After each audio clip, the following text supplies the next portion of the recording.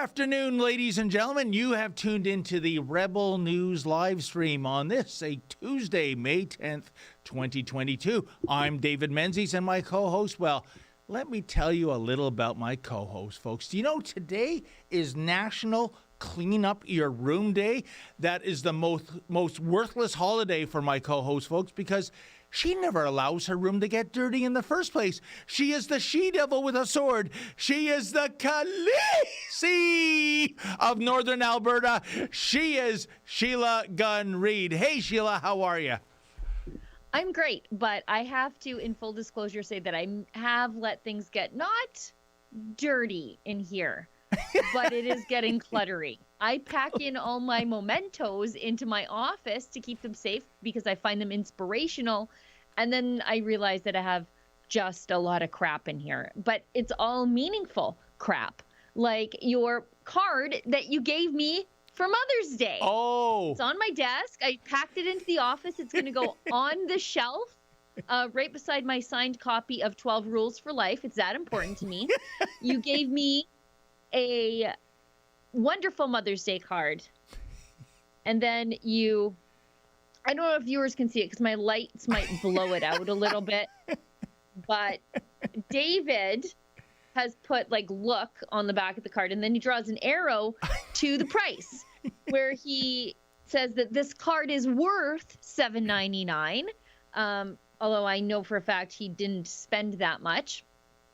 And then oh, wait a minute, Sheila, on that point, I want to apologize to our viewers because I don't know what I was thinking. I gave Sheila that card in person.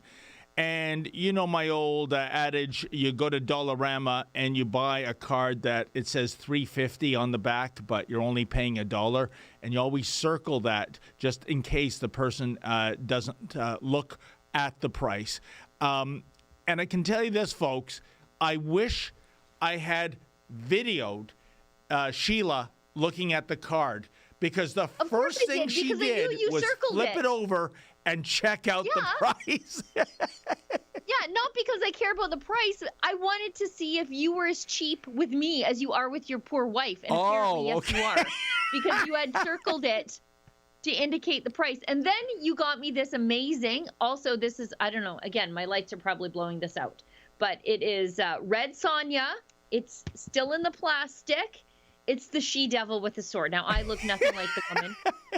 I look nothing quite like the she-devil with a sword, but she has a sword, a couple of them, actually. She's got long red hair, and she's pretty buxom. That's not me. But I am going to definitely put this on the shelf in my cluttery office right beside my signed copy of 12 Rules for Life, because it is very important to me. It's going to go beside 12 Rules for Life and my Bible, just so you know how important a piece of literature this is for me. So thank you again, Dave. Thanks for that. You are most welcome, Sheila. You're very deserving. And I just wanted to show you that you're not the only she-devil with a sword out there. There is, as you call her, the buxom Red Sonja. She's whatever buxom means. I think I know what it means, but anyway. I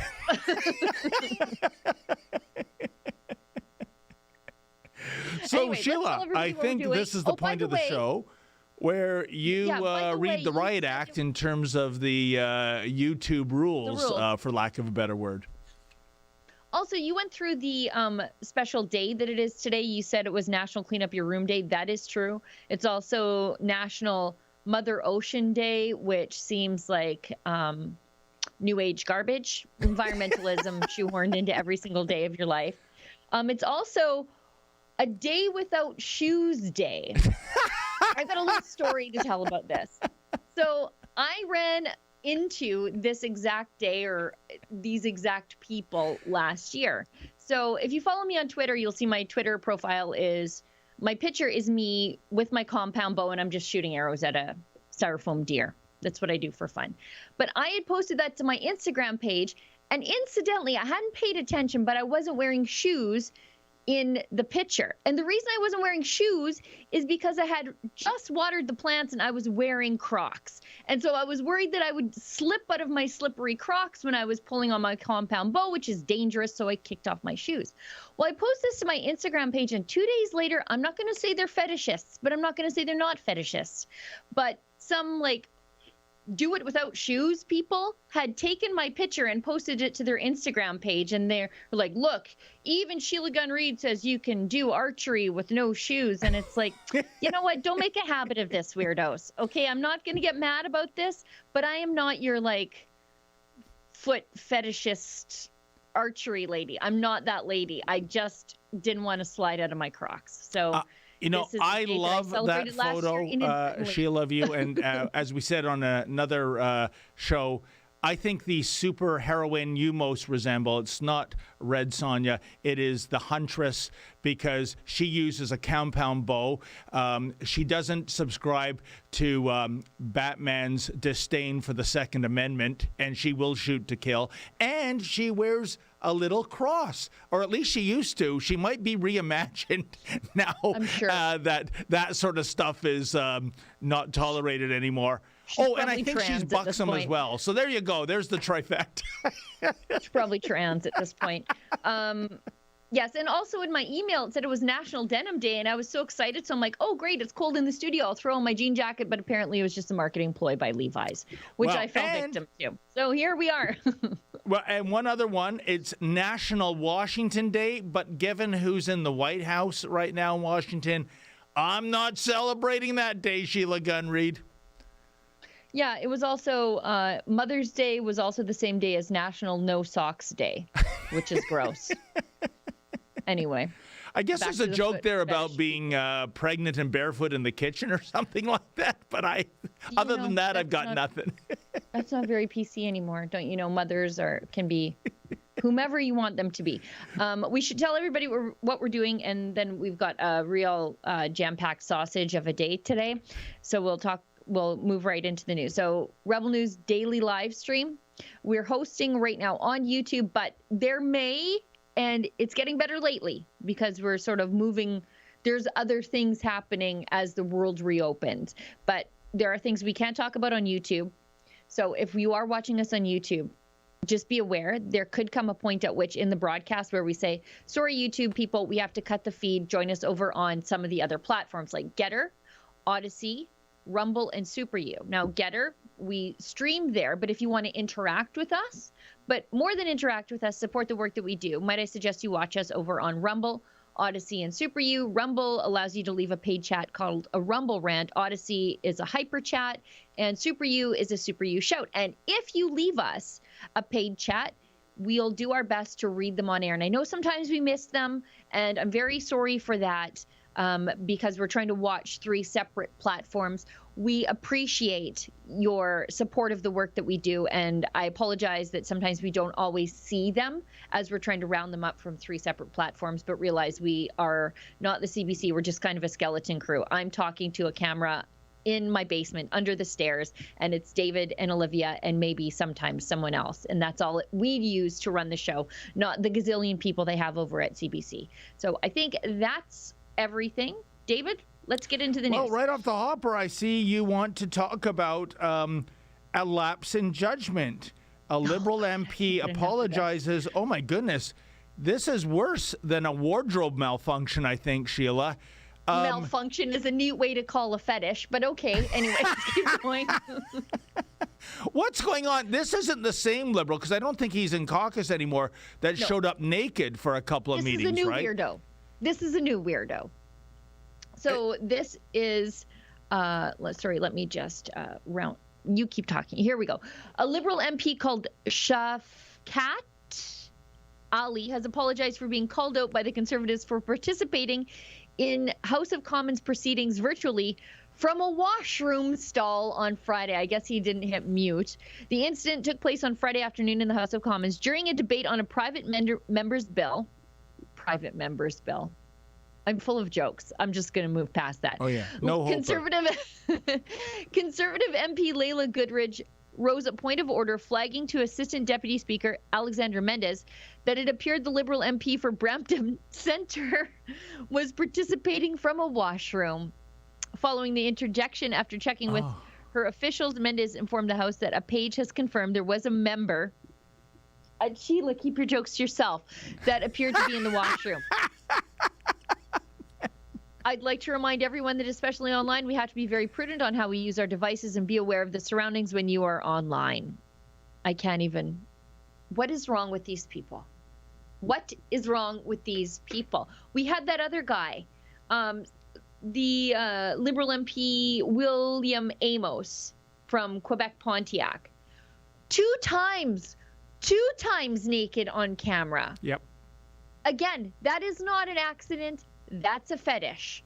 And as I said in the morning meeting, in the before the digital world, these people would just be weirdos standing at the bus stop wearing a trench coat and no pants and just flashing people as they walk by. But now they have Zoom and they can just call it an accident or a lapse in judgment, like that reporter who is, wringing his rag, for lack of a better term, during a Zoom call with the staff. Sheila, I love that explanation Liberal MP Amos gave for being nude on camera twice, that it was due to, quote, what was it, hyperactive multitasking. Not so much multitasking that he wasn't able to spare 5 seconds to put shorts and a T-shirt on, mind you. I guess that went by the wayside. And I don't know about you, Sheila. When I attempt multitasking, I always do it in my birthday suit. But here's the thing, and you raised this in the morning meeting. I think the bigger picture. Hang on for a second here. Just hang on for a second here. These people are paid to be in the House of Commons. Yep. You get the privilege of sitting on your butt at home and doing it virtually and still getting all your wage. Could you please just be dressed and ready to go? This guy's stupid excuse for, I think one of the first times was, I was changing into my work clothes after going for a jog. Jog earlier. Be ready in front of your camera when it's time to go. I don't understand why they think that since you work virtually that you don't get to take this seriously. Well, that, I think you nailed the point on the head of the nail, Sheila. They don't take it seriously. They have contempt for the process of Parliament.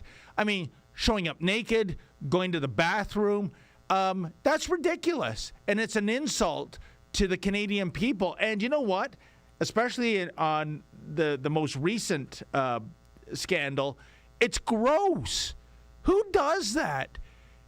Yeah. I mean, what did they have to listen to? Like, what? I'm just so sorry for at least the Conservative MPs in the House of Commons.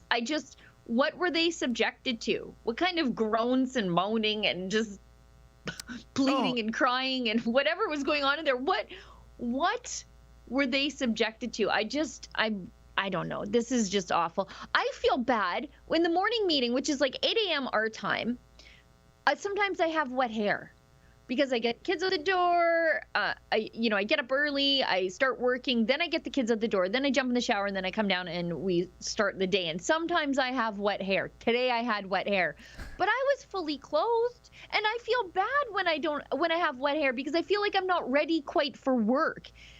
And I don't make anywhere near what these Liberal MPs pay themselves. Be ready for work. Just be ready. I don't understand. Yeah.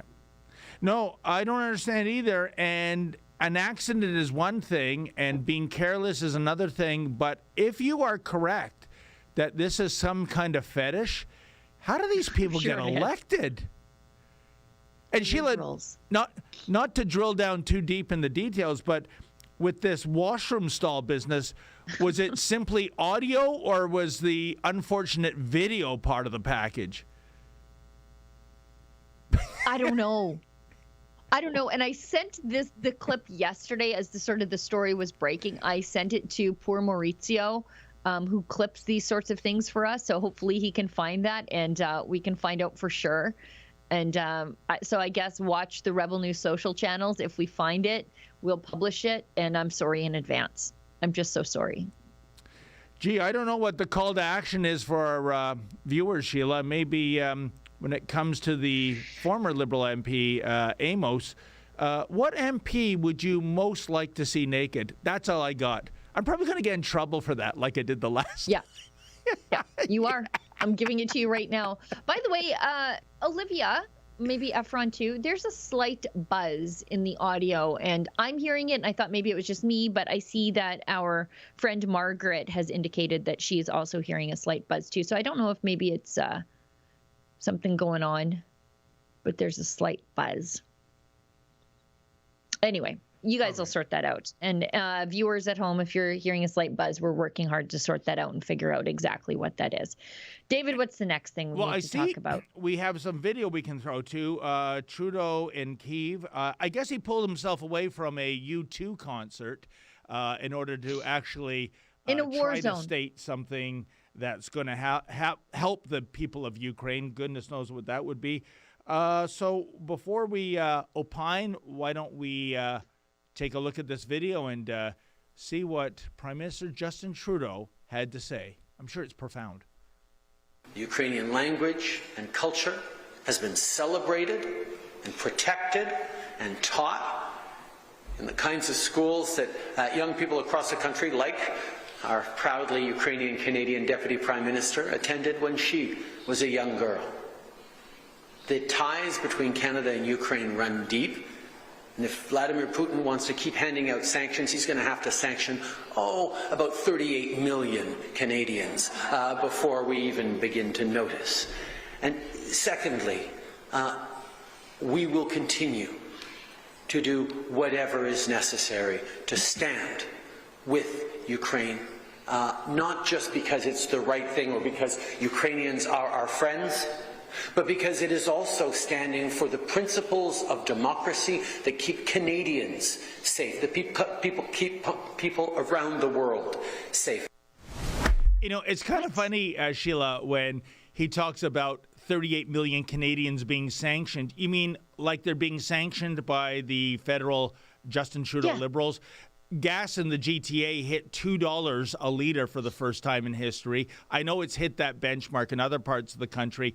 That's due to indirect sanctioning in terms of keeping our energy underground and not building pipelines. So I just found that rich about Trudeau's lecturing Putin about sanctions when he's doing it to his own people.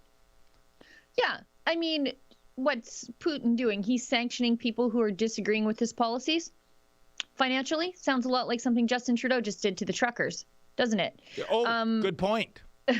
Secondarily, we need to issue a correction from yesterday. Adam and I talked about Justin Trudeau bringing his son to Kyiv. That was a picture from a couple of years ago. So Justin Trudeau did not bring his son to Kyiv in a war zone, in like a nuclear hot zone. However, it was so easy to believe that he did. Yeah, but that was from a couple of years ago. So I just want to issue that correction. So the yes, actually people, you can get out of my email mentions now. Also, I thought it was interesting how Justin Trudeau, he says that Ukrainian is taught in schools all across the country, and the language and culture is protected in schools all across Canada.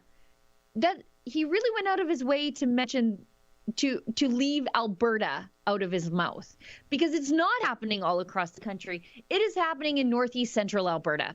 That's where they teach Ukrainian in school. That is where they protected Ukrainian cultural artifacts when they came here, because it was Catholic priests who realized that the Soviet crackdown happening in Ukraine was dismantling Ukrainian culture. So what they did was they rounded up all these cultural artifacts and they kept them, I think it's in the Basilian Fathers museum in northeast central Alberta. That's where that culture was preserved. It was Canadian Ukrainian dancers, but dancers from Alberta who went after the fall of communism to reteach Ukrainian dance to Ukrainians who'd had their culture suppressed for 70 years. This didn't happen all across Canada. Yep. It happened in primarily Alberta and Saskatchewan, where the culture and language and history of pre-Soviet Ukraine was preserved, but Justin Trudeau sure went out of his way to keep Alberta and the prairies out of his mouth while, sort of claiming that he did that and that the rest of the country did that. No, it was us. Sheila, I can vouch for what you said because I began my journalism career, such as it is, in northeastern Alberta. That would be St. Paul. And near St. Paul, there was a little village called Murnham, and there was a hockey league. Do you know Murnham? Oh, yeah. It's got great spring water. You just pull over your car, folks, to the side of the highway, and there's a culvert, and you fill up your empty containers with delicious. Don't drink out of the ditch, people. Spring water. What's that? Don't drink out of the ditch, people. Please. No, not out of the ditch. Menzies, don't do that. Anyway. But they needed a goaltender, and so I signed myself up to this team. I swear, Sheila, I was the only non-Ukrainian player on that hockey team. It was called the Murnham Marksmen. It was a very unfortunate logo. It was a target, which I painted on my goalie mask. I would later learn that in warm-up they were aiming for the target, not the net, which was right on my face. Anyway, but you're right. A very vibrant, rich Ukrainian culture there. And, so it is not something, as Prime Minister Trudeau would say, is common right across our Dominion. No, and I think it was actually the Alberta Ukrainian community who sort of put together the money to have an embassy after the fall of communism. It was them who sort of put together sort of got the fundraising going. But yeah, it's not the rest of the country. Where's the world's largest Easter egg? The Pasenka in Vegreville. Yep. World's largest pierogi, that's out here. World's largest kubassaw, that's out here. He just went really hard to sort of feign that Quebec and Ontario were sort of involved in preserving Ukrainian culture, but it is so much a part of everything out here.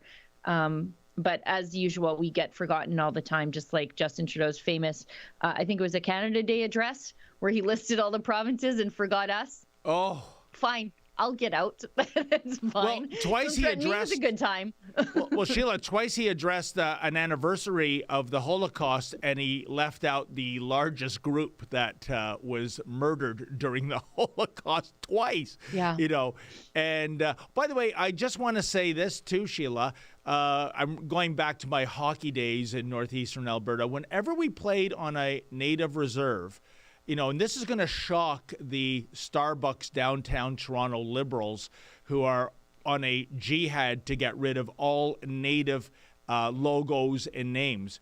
Can you possibly guess, and this is Alberta at the height of the Edmonton Oilers dynasty, and Edmonton's just 2 hours south, can you possibly guess which jersey the natives with their own money on the reserve were wearing? Care to? Blackhawks. Exactly. And the local team was probably called the Braves. Yeah, I know. But what do they know? I guess that's the liberal intelligentsia for you. I guess the natives are too dumb to realize they're being offended, so we'll get offended for them and ban the stuff they love to wear. What madness! I don't know. Maybe I'll call for it later. But guys, if you're looking at there's this one weird clip from the World Economic Forum where this guy built a floating hovel out of garbage. And the World Economic Forum talks about it as though it's like art and sort of the way of the future and this guy's way of speaking truth to power. But I'm pretty sure he's just a homeless guy who rounded up some garbage. But anyways, I think Ezra retweeted it. So maybe if we could find that, I just want to talk about that just a slight little bit later. Well, David, what's Sheila, next on the agenda?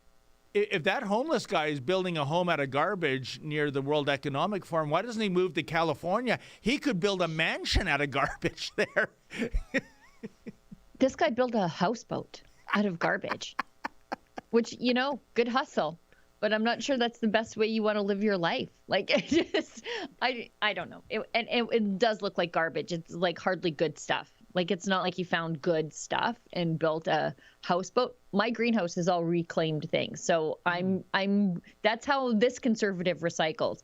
But this is just like he looped together all the floating garbage pieces and he's heading down the river, and the World Economic Forum is like, yep, see, you will own nothing and be happy. Have a look at that. But anyways, let's move on to the next thing that is on our list of things to talk about.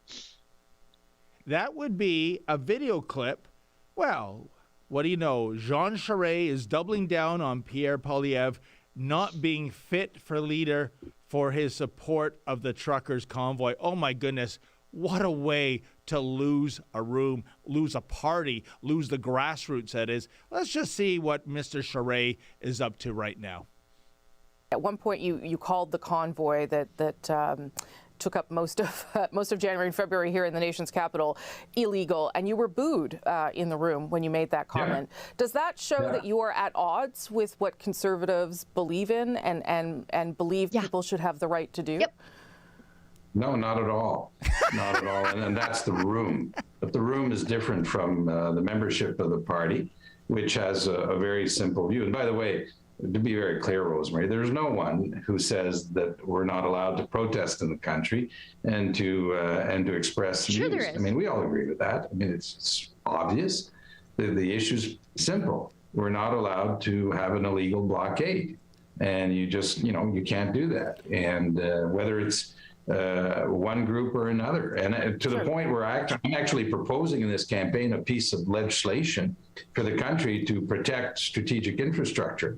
Illegal blockades cost the country jobs and money and the freedom of other people. And I'm saying that if you're a member of the House of Commons, supporting an illegal blockade is not something that you should be doing. And it's a test of leadership, and obviously Mr. Poilievre fails the test. Yeah, and I've heard you say that before, and in fact you've said it should disqualify him as leader. I think the problem is that the vast majority of the caucus that exists right now, support Mr. Poilievre. So does that not show that you maybe have a different understanding of freedom than the party right now? No, I would not extend or interpret that that way. And I've been in leadership races, and you've seen other leadership races where caucus members choose to support is one thing, and the reasons that may motivate them are very varied. I'm very clear on that. It's a question of principle for me, Rosemary. And I've been, in politics a long time. If you make laws and you change laws, you don't have the option to actually support people who break the law. Sheila, I'm going to give Rosemary Barton credit here because I call him as I see him, like the umpire behind home plate. Those were good questions. It was the answers that were horrible.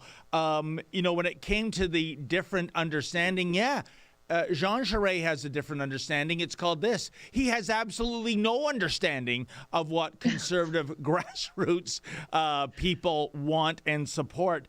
Wow, there's so much to unpack there, Sheila. And but I think the main point, and I want to get your opinion on this, when he talks about the protests costing jobs, costing the economy.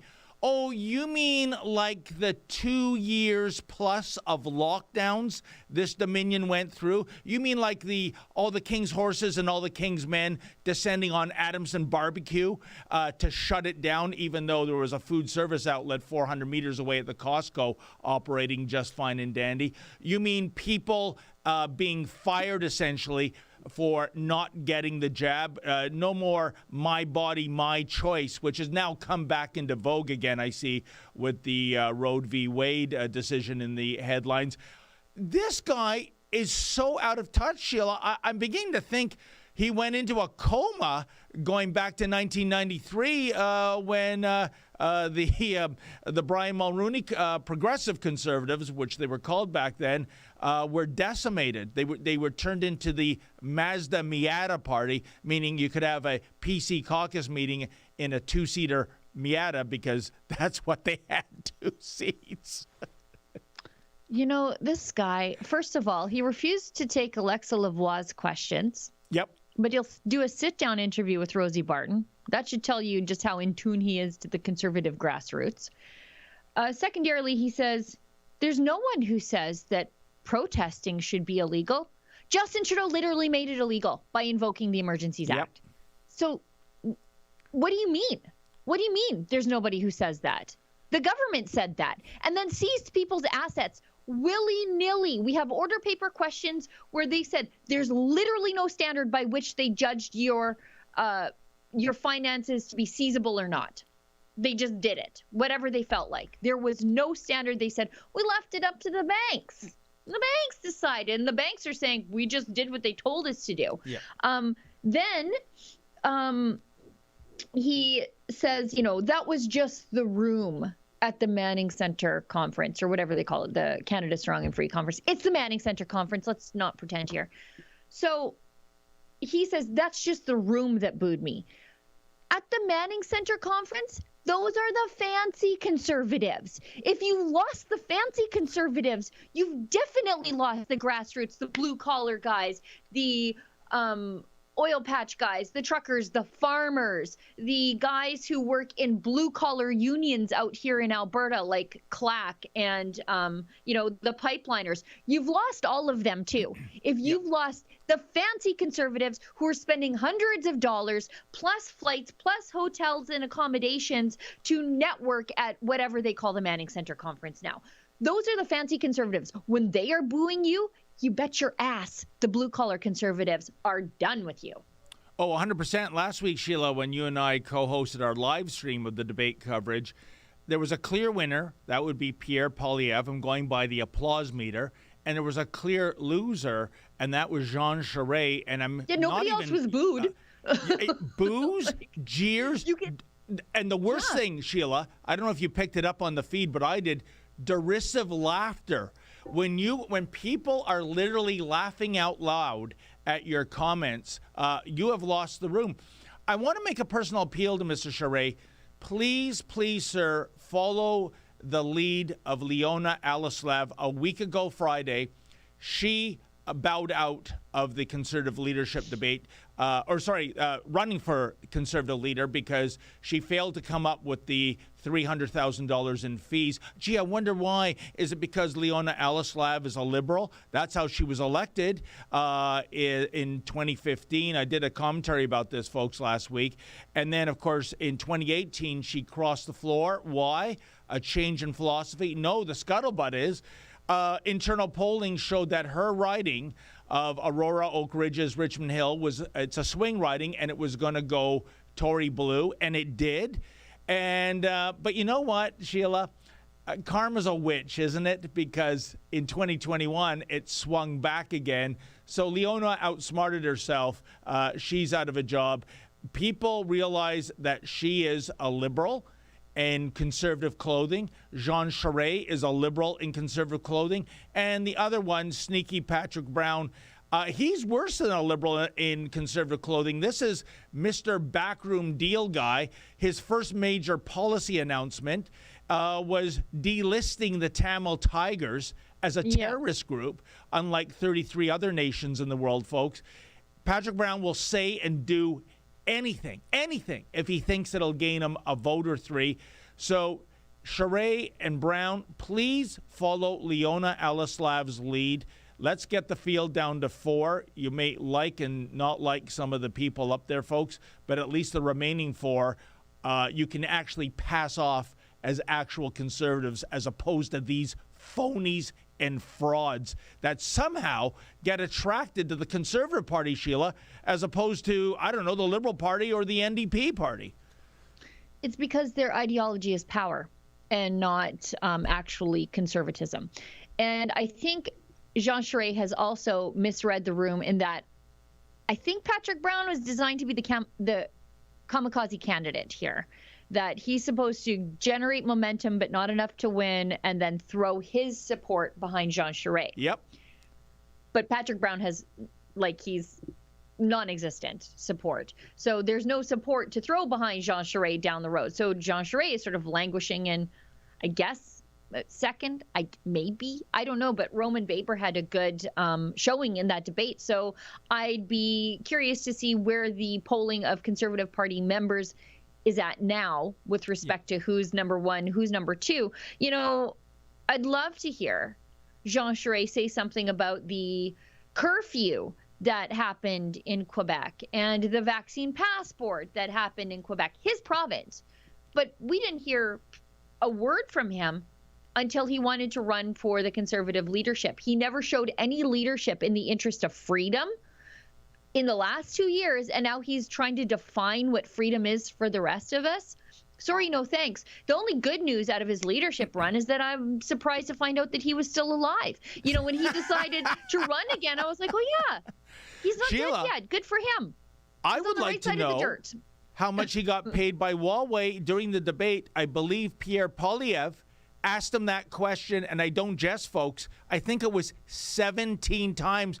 And Jean Charest turned in a question about Huawei into some diatribe about religious clothing and symbols. I mean, it was like asking someone a question, what kind of car do you drive? And the answer is, my curtains are green.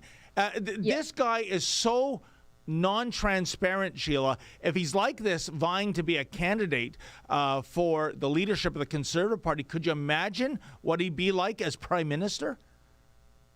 He would be, even if he were in the House of Commons in opposition, as the opposition leader, it would be Justin Trudeau not answering whatever question was asked of him and talking about whatever he wanted to talk about, and then Jean Charest doing the same. And nothing would ever get done because we would have two people talking about completely irrelevant things all day in the House of Commons. Now, with regard to Huawei, I think Efron just clipped Charest's response to Barton about Huawei. So maybe let's throw to that. Yeah. Just to go back to one of the exchanges that you had on Thursday night with Pierre Poilievre, it was around Huawei because you did do some work for them when you were inside a law firm. You have said that if you were to become the leader and then the Prime Minister, you would ban Huawei from Canada, as have other Five Eyes countries. But I wonder what you would tell Canadians about how comfortable you are having taken money from Huawei and then turning around and saying that you will ban them. There does seem to be a bit of a conflict of interest there, Mr. Shai. I worked in the private sector, Rosemary. I worked in the private sector like millions of Canadians work in the private sector. And no one should have to apologize because they actually had a job. And but not everyone wants to lead the country, though, Mr. Charest. That's the difference. Well, yes. Well, you know, I still, the principle remains the same, Rosemary. And I represented a number of clients. I never represented anyone, any circumstances whose interest was contrary to the interest of Canada. It may not have been contrary to the interests of Canada, but you're now saying you'd ban the company. So those two comments don't really reconcile themselves. And the Harper government, of which Mr. Polievre was part of, brought in Huawei into the country. So what happened? Of course, circumstances change, Rosemary. The situation evolves. That's what happens, and that's part of life. And so you deal with the situations and the circumstances and the evidence that you have. It's that simple, Rosemary. And all my political life, that's the principle I lived by, is that whatever I do, it's not going to be contrary to the interest of my own country. And by the way, I'm proud through that to have participated and helped in freeing the two Michaels by sorting out that situation. Wow. You know, again, I'm in the department of giving credit where credit is due. Rosemary Barton's asking the right questions. Unfortunately, she's not getting the answers. And one of the questions, you know, when Charest was saying, I work in the private sector, as do so many other Canadians, and Rosemary interjected and said, the difference is you're running for office. And his answer, Sheila, was the principle remains the same. No, it doesn't, because the millions of Canadians working in the private sector are not running for political office, including the highest office in the land, i.e. Prime Minister. What the hell is he talking about? Does he think no one's paying attention, Sheila? And I'm getting pretty sick of him using, Harper allowed this, so then I guess it's fine. You know, for the Liberals, Harper is the boogeyman, and for Charest, Harper's the crutch. When Harper allowed Huawei into the country, we didn't know Huawei was doing all the things that it's doing. But when Jean Charest worked for Huawei, we knew they were doing all the things that they were doing. And it's really interesting to hear him say, I worked in the private sector. I'm not sure that I could call the state-affiliated spy arm of the CCP the private sector. You were working for the Chinese government by proxy, whether you want to admit it or not. While Charest worked for Huawei, they were developing AI software to identify Uyghurs and stick them in re-education camps. That's what they were doing. You know what? These political lifers, Sheila, the way they operate on the premise of that was then, this is now. And I'm going to go back to sneaky Patrick Brown again. as I said, his major policy statement is to declassify the Tamil Tigers as a terrorist organization and deliver, if Prime Minister, an apology to the Tamil Tigers. I wonder if he's also going to dig up tens of millions of dollars a la Omar Khadr for the Tamil Tigers too. But here's the point, Sheila. Patrick Brown was an MP in the Harper government going back to 2006. In 2009, in the Sri Lankan Civil War, the Tamil Tigers were essentially dismantled. Why is it back then Patrick Brown didn't raise in the House Canada should do more for the Tamil Tigers or do more for the Tamils of Sri Lanka? Because in 2006 to 2009, there was no political capital to be earned by Patrick Brown. But suddenly in 2022, when there's a large diaspora of Tamils in the Greater Toronto area, there is political capital to be earned, and suddenly he's all about the Tamil Tigers. And Sheila, with all the problems we have, gas at over $2 a liter, groceries, the inflation there in the supermarket is horrific. How many Canadians are going to bed at night going, golly, I hope we get a prime minister that declassifies the Tamil Tigers as a terrorist group? But again, these politicians like Charest and Brown, they don't think we're paying attention to the chronology. They don't think we're paying attention to what they said in yesterdecade. And I'm sorry, guys, we are, and you are frauds. Because I don't think it's about getting elected to be the prime minister. I don't think that's his intent, because I think his intent is to throw support behind Jean Charest. Yeah. What he really wants is to get elected federally in his riding. Yeah. So he needs to round up really a couple hundred votes, because that'll be what'll put him over the top in his riding. And that's why this very local issue has taken the national spotlight. And he thinks, when Jean Charest is prime minister, don't bet on that horse. But when Jean Charest is prime minister, then I'll get to be finance minister. I'll get to be his Chrystia Freeland. That's what Patrick Brown is doing here. That's what he's doing with making this Tamil Tiger issue a thing. He just needs a couple hundred votes to get over the top in his own riding, and then he'll get to be somebody important in Jean Charest's cabinet. 100%. And, Sheila, that is how the game is played. Patrick Brown knows this. Patrick Brown knows that in some GTA ridings, if you can imagine, Tamils make up about 10% of the electorate. And if he can sway that in his favor, Sheila, I know these are the rules of engagement, but I hate how this game is played.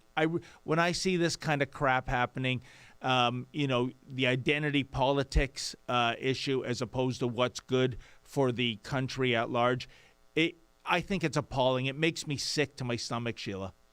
Yep. Now we should move on to a couple of the things that are in the headline of the YouTube description of the video today that are live stream, because otherwise I get emails.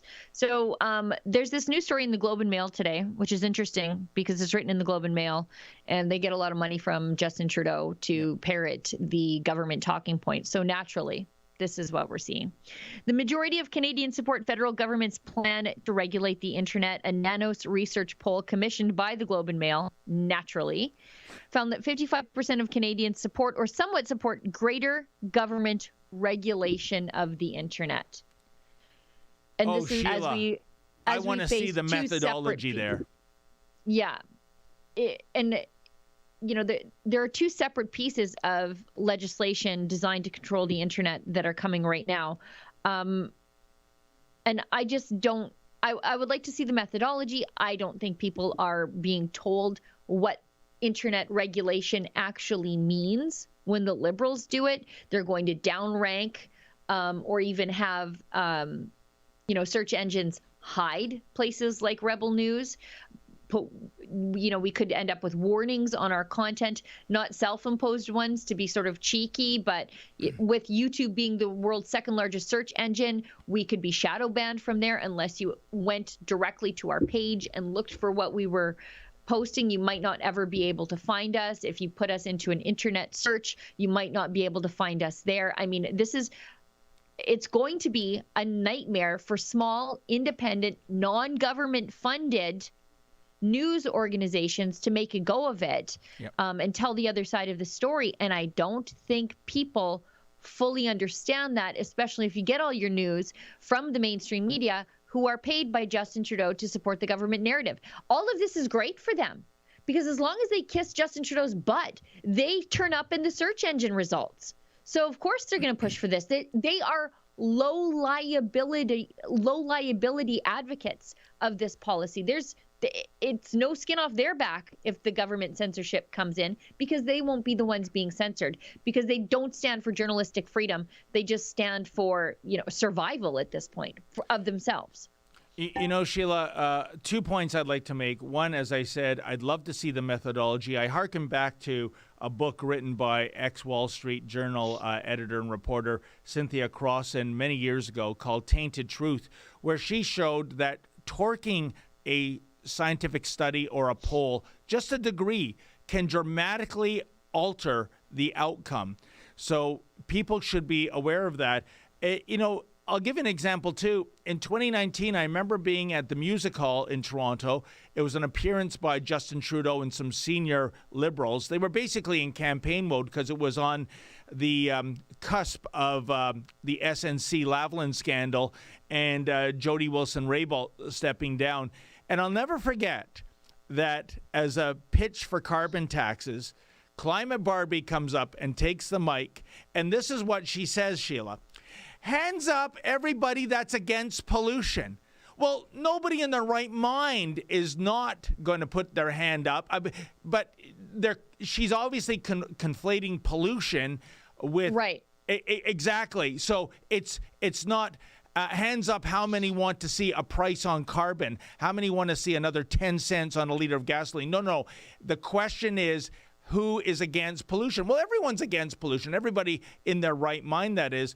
Secondly, assuming that the methodology was A-OK, this is chilling to me because what it suggests, Sheila, is that there has been so much indoctrination, especially by the youth of our country. As I said last week, freedom is the new F word right now. And the idea that you can go online and say something offensive and that should be removed. And when I say offensive, I don't mean, Sheila, defamatory or libelous. No, right? Like life begins at conception. That kind of offensive. We already have laws, and 'twas ever thus, against libel and defamation. But we're talking about a group of snowflakes, I would say, that have been so indoctrinated that they feel that the internet should just be a happy thought place. I hope that's not the case, but maybe that's what this poll speaks to, the indoctrination in schools and universities and colleges where this whole idea of freedom, it's not really good. In fact, it's kind of dangerous. That's what they're being taught. Well, and I don't really care what the polls say, by the way, because the right to free press and free expression is not contingent on mob rule. Yeah. It's actually, those things are entrenched in the Charter of Rights and Freedoms to protect them from being harmed by mob rule. I don't care if 75% of Germans thought it was a good idea to stick Jews in concentration camps. You know what I mean? You don't grant or take away human rights like free expression and free thought and the free press based on mob rule. They're rights because they need to be protected from the will of the mob. But Sheila, we are seeing mob rule get its way every day. I harken back to my alma mater at Ryerson University. Last summer, the mob, literally a mob, not a cancel culture thought mob, but a mob classic, went to the campus of Ryerson. They beheaded the statue of Dr. Egerton Ryerson, pulled it down. Immediately, the faculty and a large part of the student body stopped referring to Ryerson as Ryerson. They called it University X.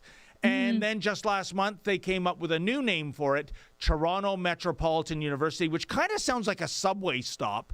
In any event, Sheila, what I'm saying to you, that literal mob rule of pulling down the statue set the process in motion to expunge the name despite some 80-plus years of that university being named Ryerson. So I'm afraid the people in charge are bending the knee.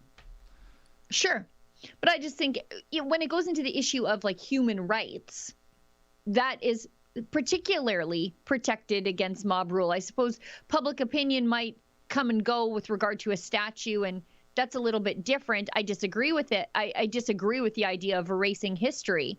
But history, like that sort of stuff, you might change the name of something based on opinion polling, but you don't change whether or not human beings are innately granted the right to, or not granted, but have the right to express themselves. That should never be subject to the mob. Look at these maniacs.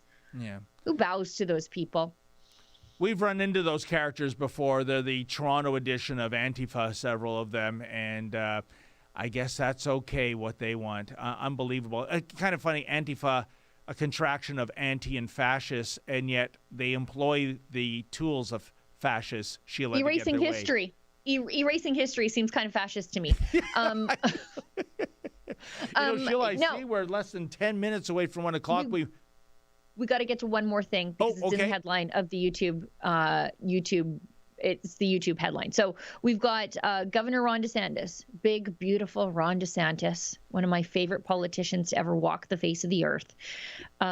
He has established November 7th as Victims of Communism Day to honor those who have suffered under communism and to remind people of the destruction communism has caused worldwide, including a death toll exceeding 100 million people. This is so important because the far left rewrites their own history all the time.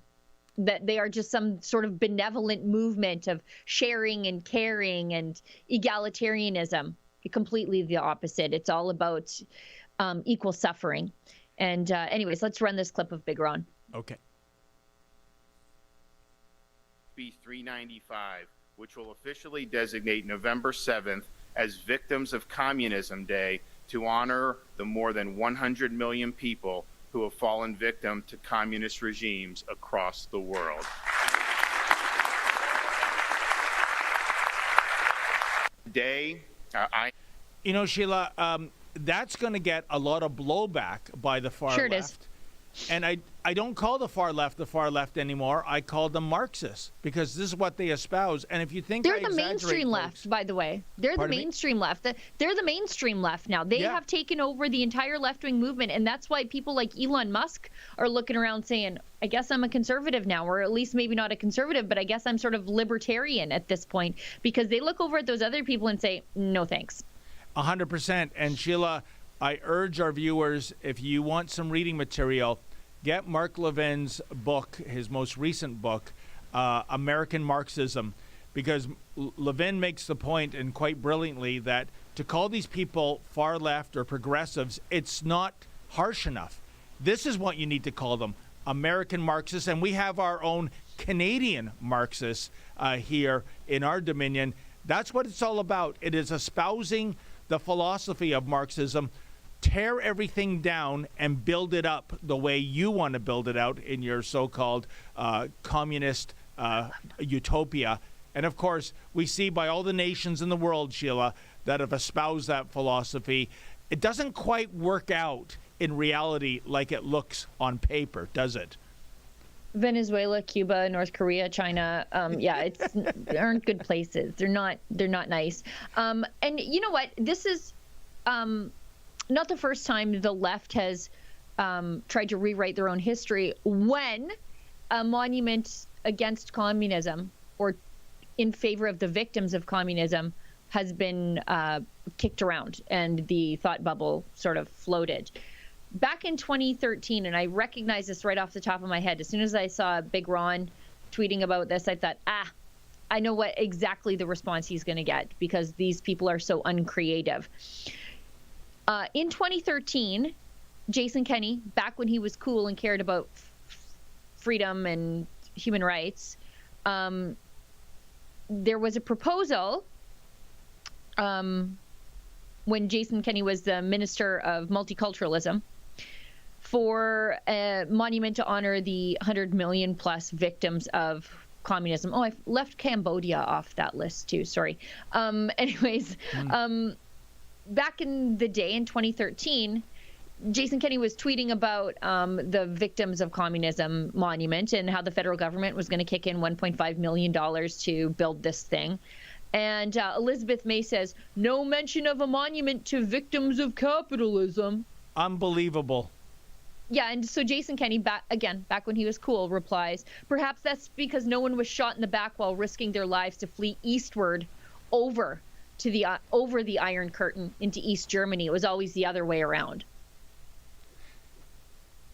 You know, Sheila, what happened to the 2013 version of Jason Kenney? Bring him back. I think if you ask Pastor Art about being a victim of communism, he'd not be talking about the old world, Poland, but the new world, Calgary. I think he's under house arrest still, isn't he? Yeah, he is. Jason Kenney also replied that perhaps because free societies didn't murder tens of millions of people in gulags and planned famines. Again, back when Jason Kenney was cool, but these people are so predictable. Elizabeth May's response here, if you go underneath of Ron DeSantis's tweet, you're going to see a bunch of people with Ukrainian flags in their bio and probably their pronouns saying, what about the victims of capitalism? Every time. Anyway. Unbelievable. Okay, let's get to some of our chats. And thank you to everybody who sent them. Appreciate that very much. We've got Fraser McBurney, full cap locks engaged. He gives us $5 and says, when I was younger, I called the left. Later, I called the left loony left. Now I call the left idiot left because they're idiots, or at least useful idiots.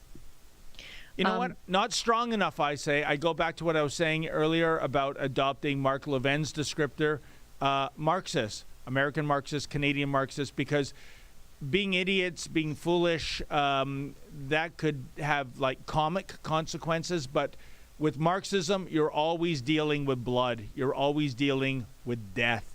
And that's the bottom line. That's what you should be calling these people.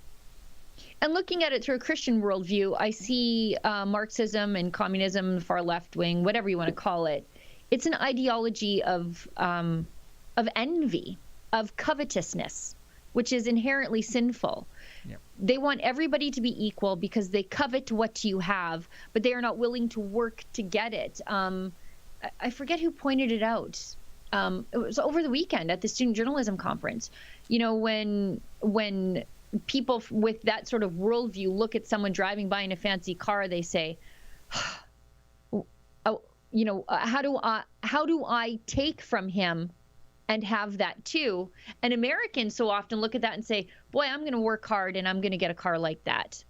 And it's just sort of those different worldviews where, you know, like one sees an opportunity to work hard and the other one sees it's envy, it's greed, it's covetousness, which is inherently sinful and evil.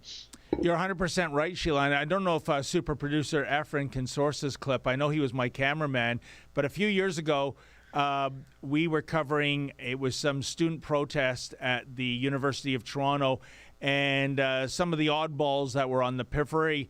There was this lady that was selling, I didn't know if she was selling, I thought she was just giving it away. It was a communist newspaper. So she went on her anti-capitalist rant, and I said, oh, so this is what you're hawking here, this communist newspaper. And I said, okay, well, thanks for your time. And I start to walk away, and she went, hey, wait a minute, $2. And I went, $2 for this? She says, well, yeah, we have our costs, you know. And suddenly... You were just redistributing it to yourself. Yeah. Suddenly she's making the case for capitalism to recoup the costs of putting out a communist news. Yeah, they did the same thing. They did the same thing when Greta Thunberg came to Edmonton to basically campaign for Rachel Notley. And the communists in Edmonton had their little like table set up and they were selling their merch. And I was like, you can't, not putting those two together? Okay, whatever.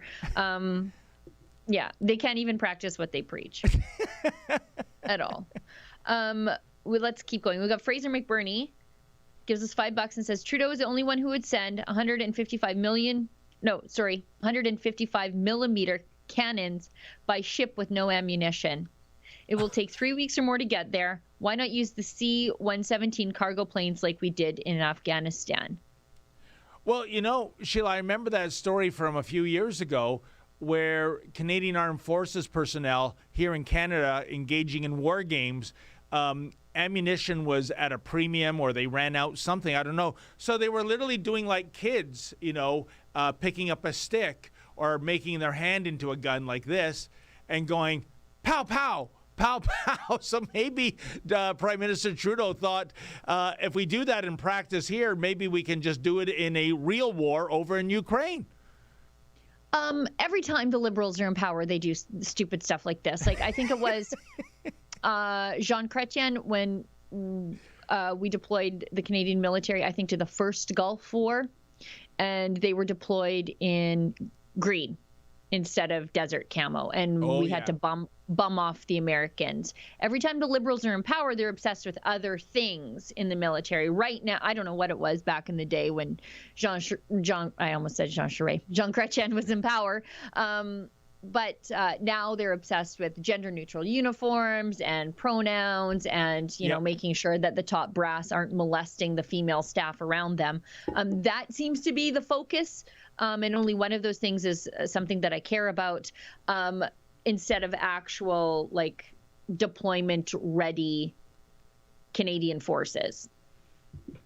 I feel so sorry for our armed forces personnel under this government, Sheila. I really do.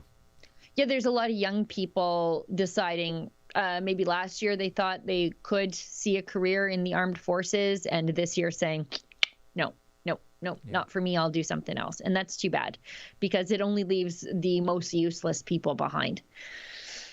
Alrighty.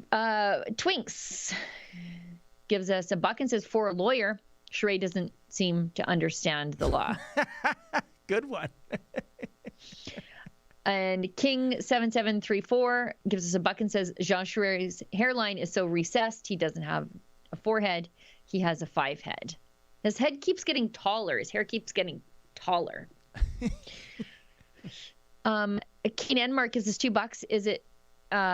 Is check the mail day to see if Kenny is voted out. It's going to be a long time before you see any results on the Jason Kenney leadership review, because they did vote by mail. So they'll count as slow as they want to.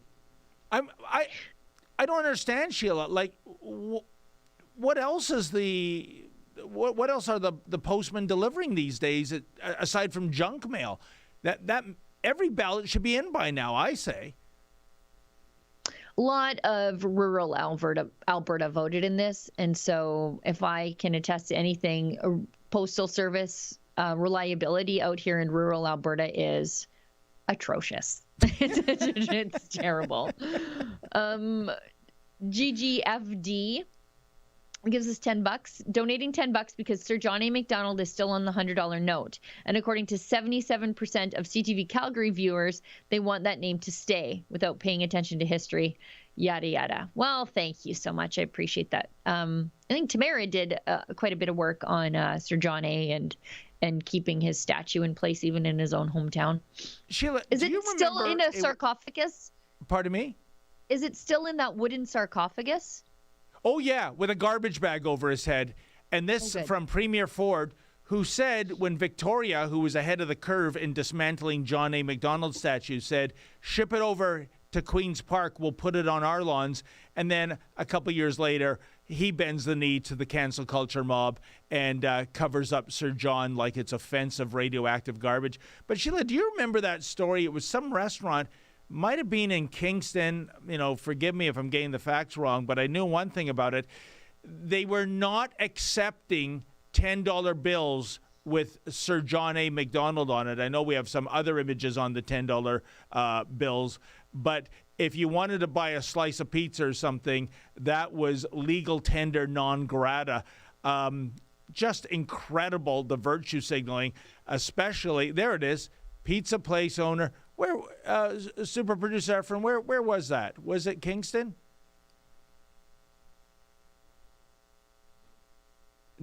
Sorry, it was Nova Scotia. I'm confusing Kingston because I was at an attempt to tear down the Sir John A. Macdonald statue there, and some hooligan threw a bottle off my head for just reporting on that. But there you go. I've covered the food service business, Sheila. It is one of the most difficult, if not the most difficult businesses to make a buck in. Typically, 80% of new startup restaurants fail in the first 3 years of operation.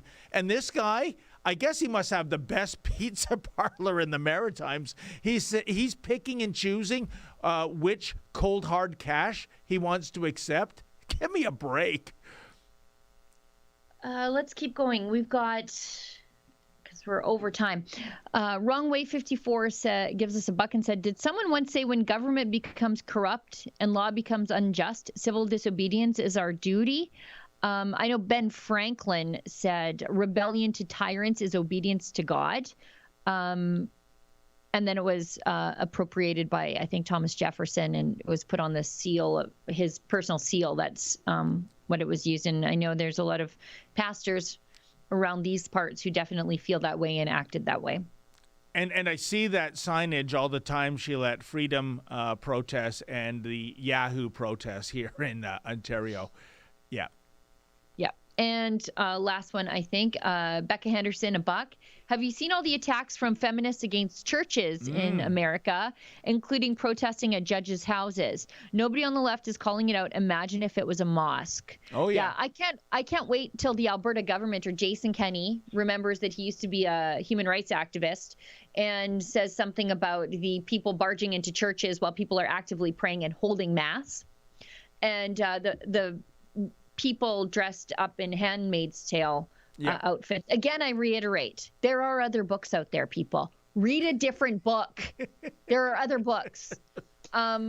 Anyway, they're barging into churches, disrupting masses during like the most sacred point of the mass, like during epiclesis. Like it's really terrible as a Catholic to see these things.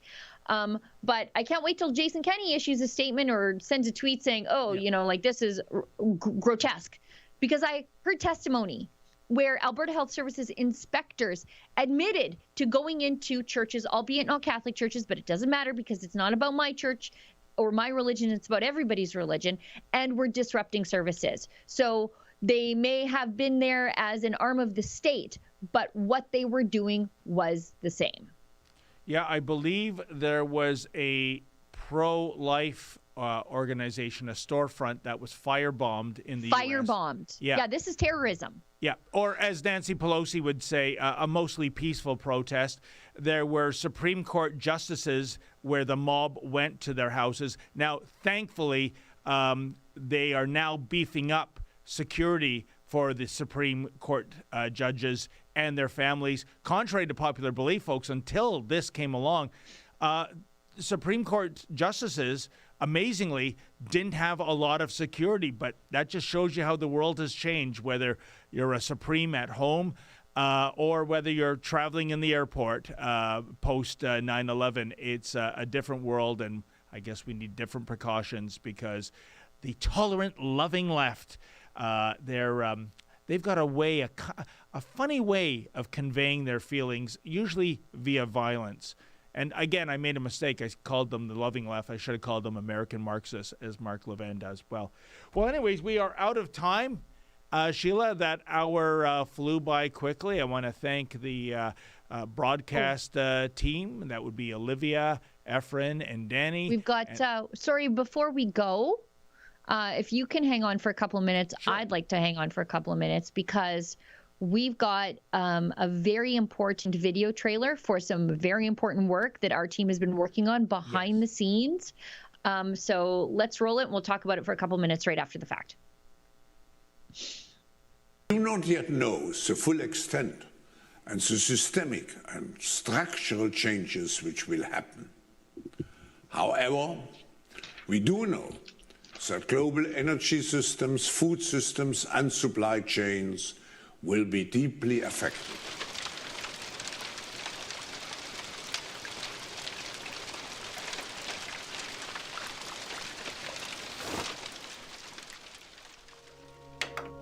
Welcome to the year 2030.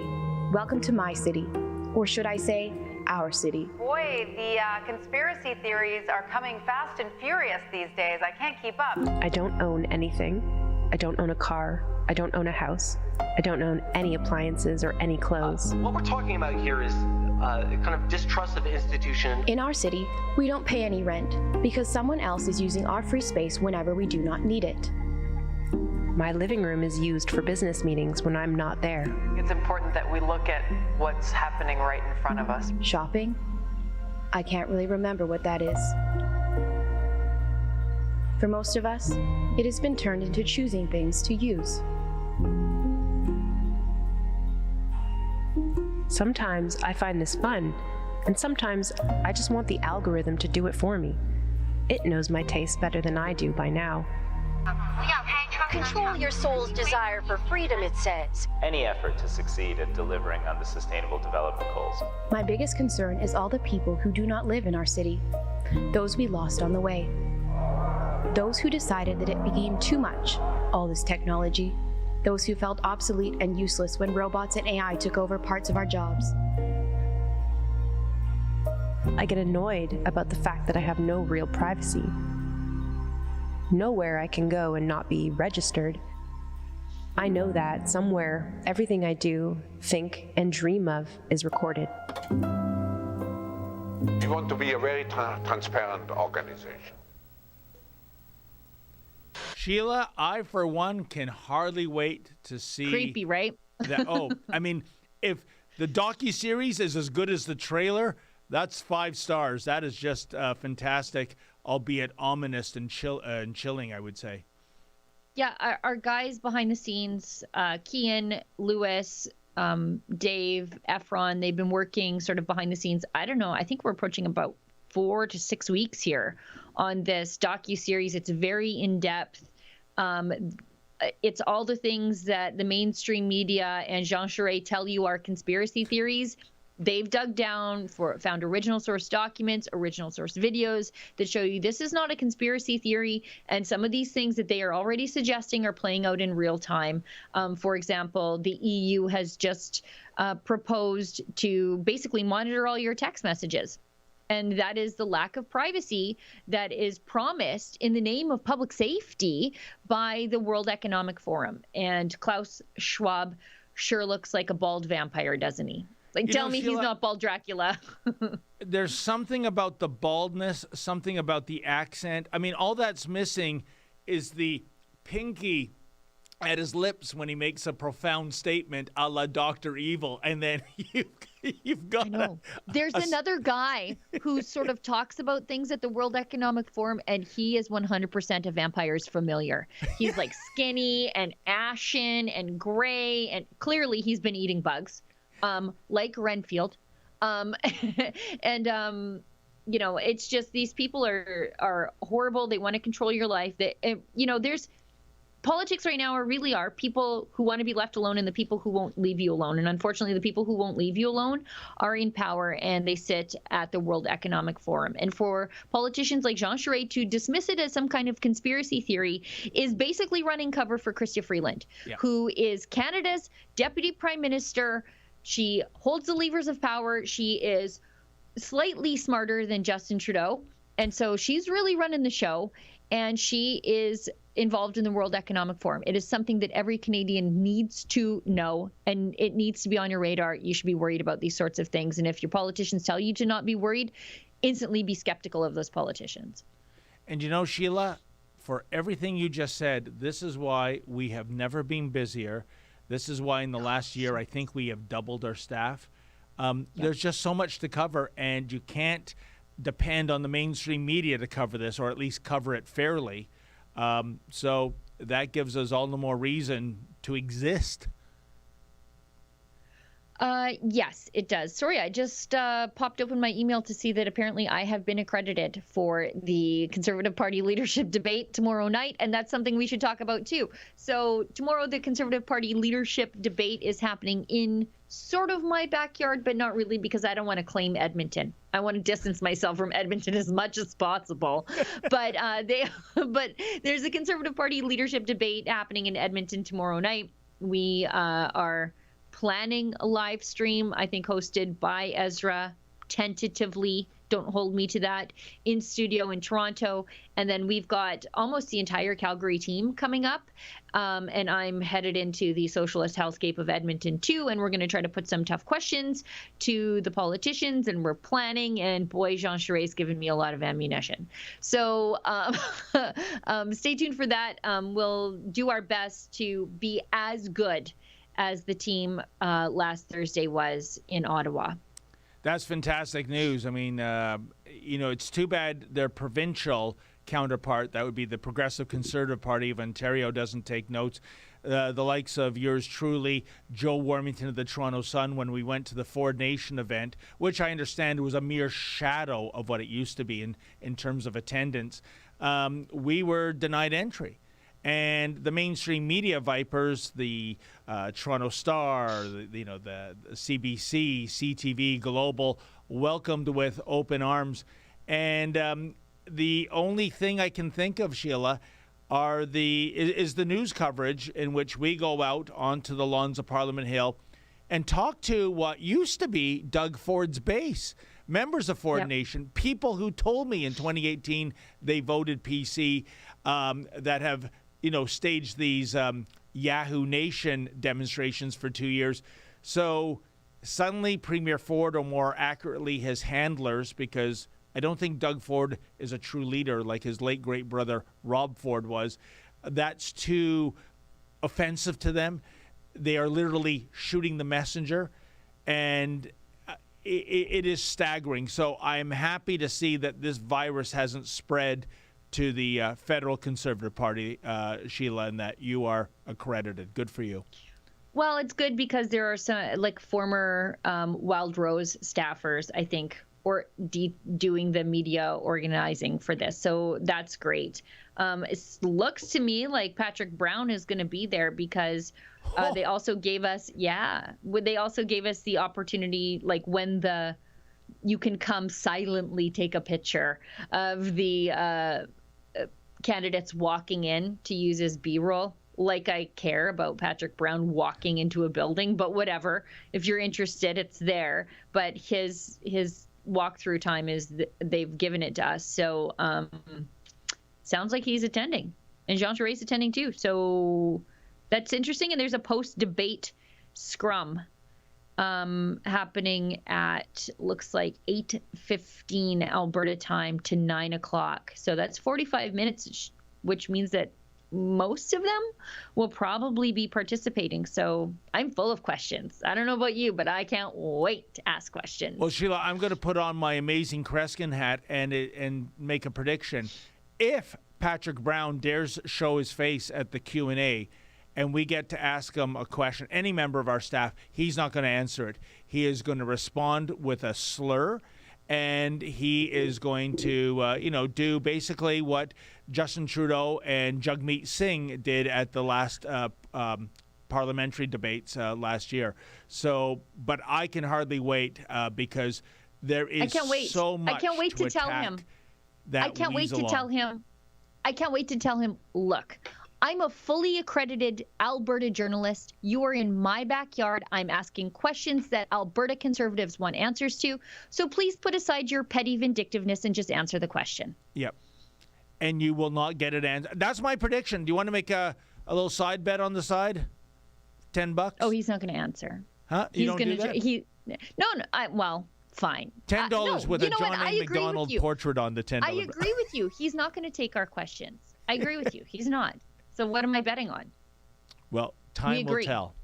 Anyways, we're way over time. We are, holy smokes, we're more than 15 minutes past the hour. So, folks, thank you for tuning in. A special thank you to all of you who contributed a buck or $3. It's how we keep the lights on. Of course, thanks to my lovely co-host, Sheila Gunn Reid. Make sure you don't miss our live stream coverage of that debate. As Billy Red Lions used to say, don't you dare miss it. As a matter of fact, it's going to be something to see. And Sheila and I will be back in this spot. No, actually, I will not be back on Thursday, Sheila. A little housekeeping note. I'll be in Ottawa covering the pro-life march, something that attracts thousands of people, but never attracts media coverage for some reason. And the when it largest does, march in Canada every single year, the largest, and you will not see it on mainstream media, except when they 100%. complain about the traffic caused by it.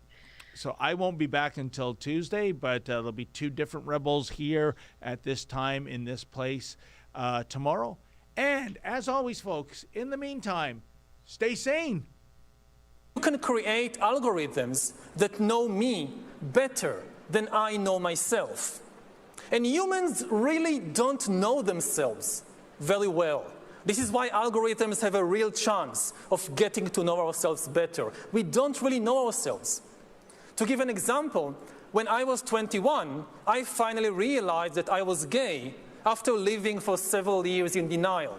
And this is not exceptional. A lot of gay men live in denial for many years. They don't know something very important about themselves.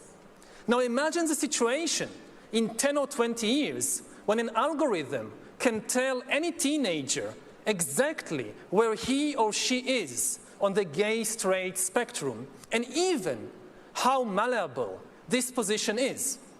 The algorithm tracks your eye movements, your blood pressure, your brain activity, and tells you who you are.